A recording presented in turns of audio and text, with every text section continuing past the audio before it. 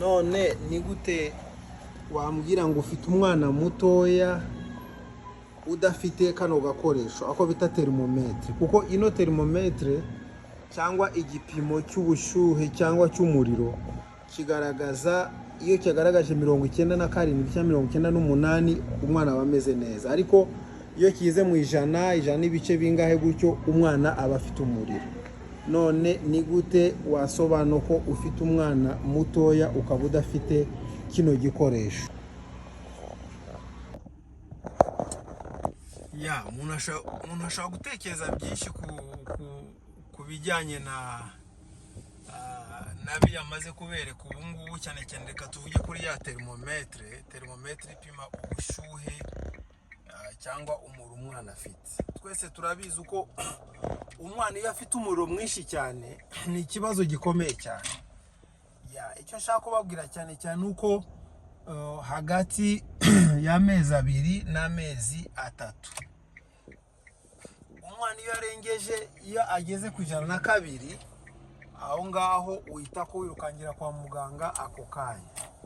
Ikindi, iyo afite amezi 6 cyangwa wenda tuvuge amezi 4 kuzamuka, ariko amezi 6 cyane cyane iyo afite amezi 6 kuzamuka hejuru akaba afite umuriro ugera ku 103, uhita ko wirukira kwa muganga ako kanya kugira ngo bamugabanyirize umuriro, cyangwa barebe impamvu afite umuriro ukabije gutyo.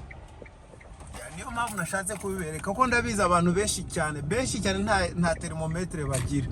Kandi ikindi urihangana ndi kuvuga ntwaye, kandi ikindi nuko abantu benshi bakunze gupimisha ukuboko bagakora ku mwana ngo umwana afite ubushyuhe, umwana ameze gutya na gutya, ariko badafite termometre kugira ngo bamenye afite kangahe.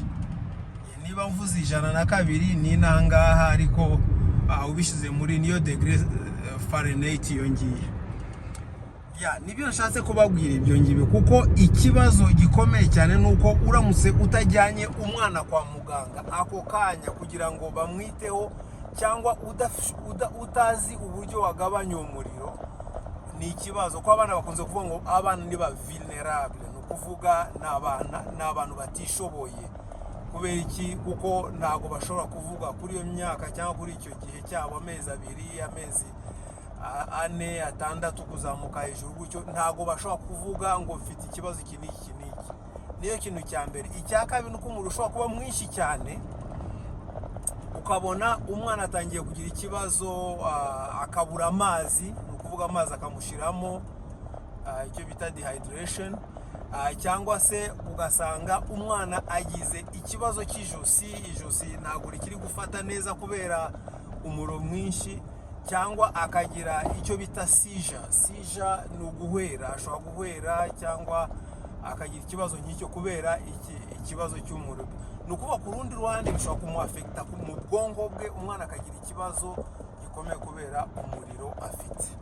Ni nayo mpamvu nashatse kubabwira uno munsi. Ni ibintu abantu benshi bashobora kuba bazi, ariko narebye abantu benshi cyane tuziranye usanga ako kantu k'agatermometre ntako bagira, kandi ari akantu kangombwa abantu bagomba kuba bafite. Ushobora kuvuga ngo wenda kagura amafaranga menshi, ariko ushobora kukabona haba mu dusoko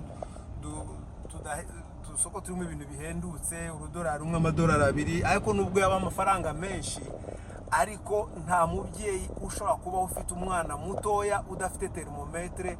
Ibyo ngibyo ntago bikunze kuba bihari kabisa. Icyo ni ikosa rikomeye cyane. Abantu bagerageze barebe uko bashaka izo za termometre, biroroshye cyane. Murakoze. Reka turebe ibintu tubabwira ku bijyanye na kariya kandi twashizeho. Kino gikoresho mubona aha ngaha, ni gute wasobanura ngo ufite umwana mutoya udafite kino gikoresho? Baravuga ngo ni nose freeder. Iki gikoresho ni igikoresho cyiza cyane ku bantu bafite abana batoya, kuko abana bashobora gufungana mu mazuru nk'uko mubibona gutyo kubera ibicurane iki cyose, ariko urabona nyina ashize akantu mu kanwa n'akandi mu izuru. Ni ukuvuga urakurura ugacira, kugira ngo ugerageze ufashe umwana, adakomeza kugira ikibazo cyo gufungana. Ngira ngo aho mwabibonye nako ngako niko nshaka kubabwira. Hariho n'ikindi umuntu ashobora kwibaza cyane cyane, ushobora kwibaza ku bijyanye na n'iriya foto yindi nashizeho isaba ko igaragaza umwana ufite ikibazo ko mu mazuru hafunganye gutyo, hari n'agapira mama yamushyize mu kanwa kugira ngo nako mu izuru kugira ngo mama ashobora gukurura ibyo bintu bimufunze mbese mu mazuru, urumva bituma adahumeka. Ibyo nibi bakunze kwita mu cyongereza ni congestion, nose congestion niko babyita gutyo. Noneho rero impamvu nashatse kubishyiraho ibyo ngiye kugira ngo mubibone cyane cyane abantu bafite abana. Impamvu turi kwibanda ku bana si uko n'abantu bakuru bagomba kubyirinda, ariko impamvu twibanda ku bana nuko biragaragara ko abana bari vulnerable cyangwa ni abantu bafite ibibazo bikomeye ko badashobora kuvuga.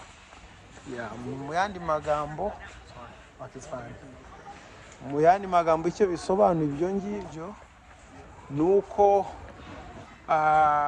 umwana afite ibibazo byinshi cyane iyo umwana agize icyo kibazo cya nose congestion. Icya mbere icyo nababwira nuko gufungana amazuru kubera ibicurane n'iki cyose, ibyo bishobora kumuviramo indwara ikomeye cyane, iyo bakunze kuvuga ngo long term issue cyangwa issues cyangwa ibibazo byinshi bitandukanye, kandi bishobora gufata igihe kirekire kandi bishobora gutuma umwana agira ubuzima bubi cyane. Icya mbere twavuga nuko ibyo bishobora gutuma umwana adasinzira neza, niyo bakunze kwita mu cyongereza ngo disrupts sleep, ni ukuvuga kuryama kwe ntabwo yasinzira neza kubera ibyo bicurane. Ikindi ugasanga umwana afite fatigue cyangwa kunanirwa cyane, kandi umwana muto ubundi bakunze kuba afite energy nyinshi cyane, ahubwo ugasanga umwana yananiwe cyane kabisa, afite ikibazo cy'umunaniro mwinshi cyane kandi atari ngombwa. Ikindi wareba nuko hari ibindi bibazo bituruka mu guhumekera mu kanwa.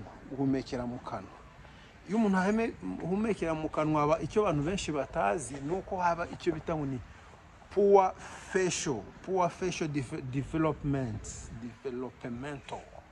Ni ukuvuga umwana ntago mu isura ye ntago hakura neza, ntago usanga mu isura ameze nabi, atameze neza, mbese ntago idevelopa neza, ntago atera imbere neza, ntago umwana akura neza. Ikindi hari icyo bita ngo ni speech disorder kubera ko umwana yafunganye mu mazuru byonyine mu gihe kirekire gutyo utamwitayeho, agira icyo kintu bita ngo ni speech disorder. Ni ukuvuga speech disorder bisobanura ni umwana kutavuga. Umwana ashobora kutavuga neza cyangwa ashobora gutinda kuvuga, cyangwa bikamugora no kuzajya avuga amagambo amwe n'amwe, kugira ngo aho ngaho murabyumva. Icyo nicyo bita speech disorder. Ikindi twavuga kindi gisa nka gikomeye cyane nicyo bita growth retardation. Ni ukuvuga gukura, kwa kundi bavuga ngo umuntu ni retarded, ni ukuvuga ni ukuvuga ntabwo yakuze neza, agize ikibazo cy'imikurire mibi kubera ibyo ngibyo. Niyo mpamvu nashizeho ako ngako. Niba nashizeho ako kantu kagaragaza imikurire y'umwana cyangwa ikibazo cy'umwana cyo guhumeka gutyo, ni ukuvuga mu by'ukuri ni ngombwa ko abantu babifata seriously, babifata neza, babikurikirana neza, ko bishobora kuzana ibibazo bitandukanye ku buzima bw'umwana. Bishobora kuzana ibibazo bitandukanye cyane ku buzima bw'umwana. Kandi abantu benshi ntabwo babizi, murumva ni ikibazo. Ubwo rero nibyo nashatse kubabwira. Murakoze cyane kuba mwabikurikiranye, turi kumwe, kandi Imana ikomeze barinde mwese. Bye.